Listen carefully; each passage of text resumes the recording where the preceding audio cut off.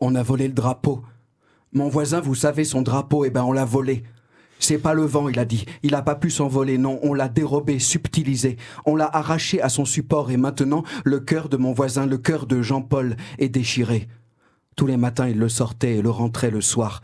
Sauf qu'hier, il a oublié. Alors quelqu'un est venu pendant la nuit, quelqu'un qui a échappé à la vigilance des voisins vigilants. Il en prenait soin, Jean-Paul. C'était son bébé. Il n'a pas d'enfant, alors c'était presque pareil. Il veillait à ce que les couleurs restent intactes et le repassait un jour sur deux. Oui, on peut dire que c'était de l'amour. Jean-Paul est dévasté.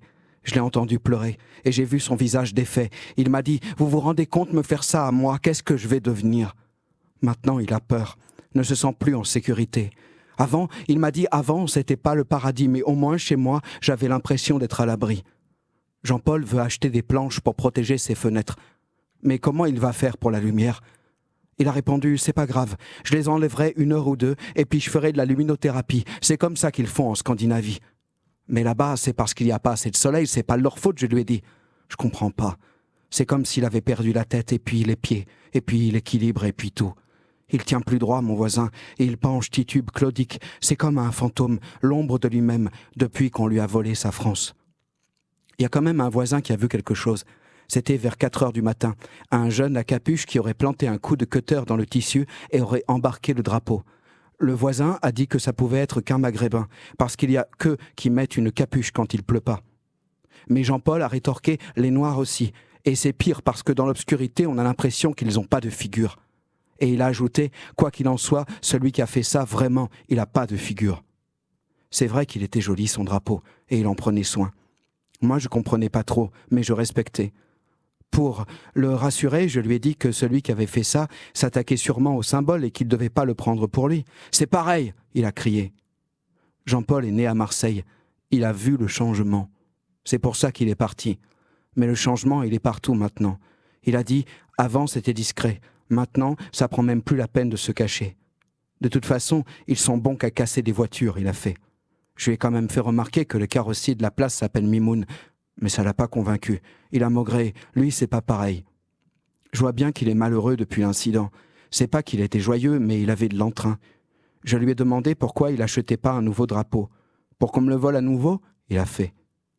Moi, je me suis dit, s'il y en a qui sont dérangés par le fait qu'un drapeau français soit accroché sur un balcon, il a qu'à mettre autre chose, un drapeau d'un autre pays avec des couleurs qui lui plaisent bien, ou encore mieux, un drapeau blanc.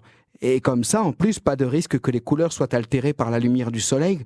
Vous comprenez rien, il m'a dit. Mais qu'est-ce que ça veut dire pour vous, j'ai demandé.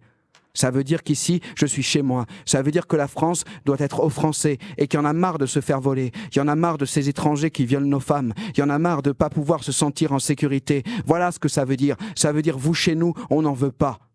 Ah. Hier, j'ai discuté avec monsieur Solis. Il est à l'entrée B. Je le vois pas souvent parce qu'il est vieux, mais il est gentil.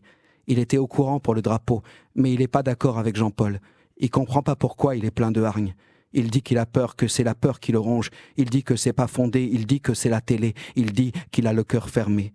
Il a ajouté, à son âge si c'est pas malheureux. Jean-Paul a 67 ans, monsieur Solis en a 85. Moi, j'ai pas peur, il m'a dit. Même la mort, je la crains pas. À quoi ça sert? Faut bien mourir. Le monde est ce qu'il est. Il est peut-être pas comme on veut, mais on n'y peut rien. Vous savez, monsieur Albert, moi, ce que j'ai appris, et je dis pas ça parce que j'étais instituteur, il a ri à ce moment-là, il a ri.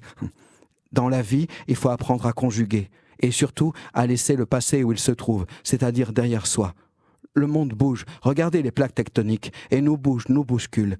Si nous refusons de bouger avec lui, c'est comme un nageur dans une baïne qui lutte contre le courant, il finit par se noyer, vous voyez ? On a le droit de ne pas être d'accord, on a le droit d'être en colère, mais si on s'y installe, si ça devient de nouvelles fondations, alors, pardonnez-moi l'expression, monsieur Albert, on est foutu et on met de la merde dans l'air. Parce que la pollution, elle est partout, de toutes sortes. Sur ce, je vous laisse, je dois me reposer un peu. Moi, je crois que Jean-Paul devrait aussi se reposer un peu, comme monsieur Solis. Parfois, il me fait penser à un petit chien qui veut pas lâcher son os. Ou non, à un petit chien qui mord un grand chêne et qui croit qu'il va parvenir à l'abattre. Peine perdue, Jean-Paul.